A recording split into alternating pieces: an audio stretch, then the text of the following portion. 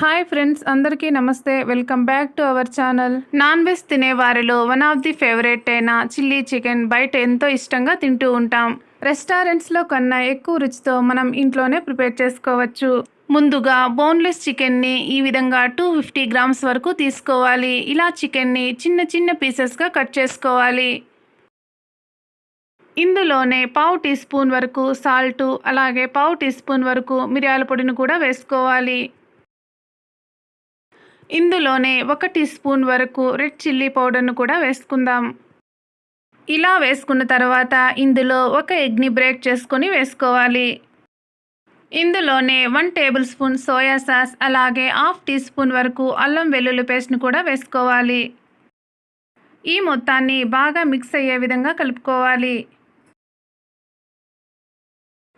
ఇలా మొత్తం బాగా మిక్స్ చేసుకున్న తర్వాత మనకు ఈ కన్సిస్టెన్సీ వస్తుంది. ఇందులోనే 2 స్పూన్ల వరకు కార్న్ఫ్లోర్, 1 టేబుల్ స్పూన్ వరకు మైదాను కూడా వేసుకోవాలి. ఈ మొత్తం కూడా బాగా మిక్స్ అయ్యే విధంగా కలుపుకోవాలి. ఇలా బాగా మిక్స్ చేసుకున్న తర్వాత మనకు ఈ విధంగా ఉంటుంది. దీనిని హాఫ్ అన్ అవర్ పాటు పక్కన పెట్టుకోవాలి. ఇలా పెట్టుకోవడం వలన మనకు పీసెస్ అనేది చాలా సాఫ్ట్గా తయారవుతాయి. ఆ తర్వాత ఇలా 1 టేబుల్ స్పూన్ వరకు కార్న్ఫ్లోర్ తీసుకొని ఇందులో 4 టేబుల్ స్పూన్ వరకు వాటర్ యాడ్ చేసుకొని కొంచెం లిక్విడ్ కన్సిస్టెన్సీ వచ్చే విధంగా కలుపుకోవాలి. ఈ బ్యాటర్ని ముందే ప్రిపేర్ చేసుకొని పక్కన పెట్టుకోవాలి. ఇలా ఒక ప్యాన్ తీసుకొని ఇందులో డీప్ ఫ్రైకి సరిపడా ఆయిల్ని వేసుకోవాలి. మనం కలిపి పెట్టుకున్న ముక్కలను ఈ విధంగా ఒక్కొక్కటిగా ఇందులో వేసుకుందాం. స్టవ్ని లో ఫ్లేమ్లో మాత్రమే పెట్టుకోవాలి. ఇలా ఒక్కొక్కటిగా డ్రాప్ చేస్తూ ప్యాన్కు సరిపడా మొత్తం కూడా వేసుకోవాలి. ఇందులో వేసిన హాఫ్ మినిట్ వరకు కదపకుండా ఆ తర్వాత మాత్రమే ఈ విధంగా నెమ్మదిగా టర్న్ చేసుకుంటూ ఫ్రై చేసుకోవాలి.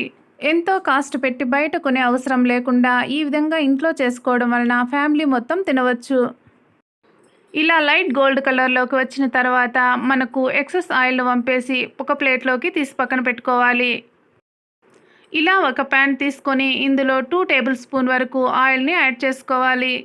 ఆయిల్ హీట్ అయిన తర్వాత ఇందులో సన్నగా కట్ చేసుకున్న వెల్లుల్లిని వేసుకోవాలి. ఇందులోనే కొద్దిగా పచ్చిమిర్చిని కూడా వేసుకుందాం.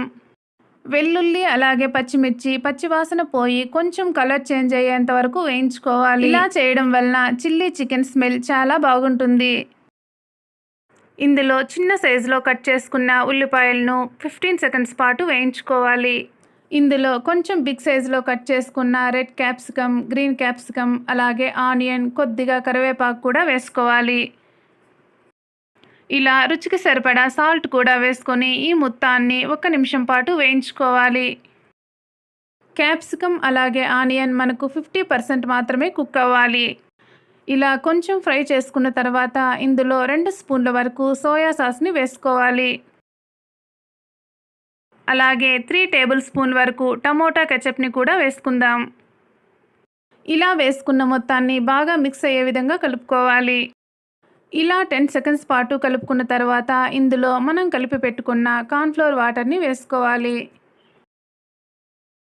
ఇలా కార్న్ఫ్లోర్ వాటర్ వేసుకున్న తర్వాత స్టవ్ని లో ఫ్లేమ్లో పెట్టుకొని బాగా దగ్గర పడేంత వరకు కుక్ చేసుకోవాలి. మీకు నచ్చితే ఇందులో కొంచెం ఫుడ్ కలర్ని కూడా వాడుకోవచ్చు. ఈ కన్సిస్టెన్సీ వచ్చినప్పుడు ఇందులో మనం ఫ్రై చేసుకున్న చికెన్ పీసెస్ని వేసుకోవాలి. ఈ రెసిపీ మీకు నచ్చినట్లయితే మన ఛానల్ని తప్పకుండా సబ్స్క్రైబ్ చేసుకోండి. చికెన్ పీసెస్కి ఈ మిశ్రమం అంతా బాగా పట్టే విధంగా కలుపుకోవాలి. ఇలా చికెన్ పీసెస్ మొత్తం సాస్ మొత్తం బాగా అబ్జర్వ్ చేసుకునే విధంగా హాఫ్ మినిట్ వరకు కలుపుకోవాలి.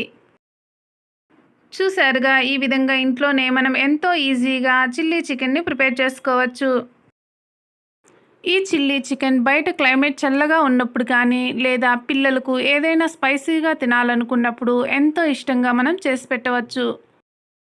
చిల్లీ చికెన్ అంటేనే కొంచెం స్పైసీగా ఉంటుంది. అందుకోసం ఇందులో కొద్దిగా చిల్లీ ఫ్లేక్స్ని వేసుకుందాం. మీకు నచ్చకపోతే స్కిప్ చేయొచ్చు. చిల్లీ ఫ్లేక్స్ మొత్తం అన్నీ బాగా కలిసేంత వరకు కలుపుకున్న తర్వాత ఇలా చివరిగా కొంచెం కొత్తిమీరతో గార్నిష్ చేసుకోవాలి. ఇప్పుడు స్టవ్ ఆఫ్ చేసుకుందాం. అంతేనండి, ఎంతో ఈజీగా చిల్లీ చికెన్ని ఇంట్లోనే ప్రిపేర్ చేసుకోవచ్చు.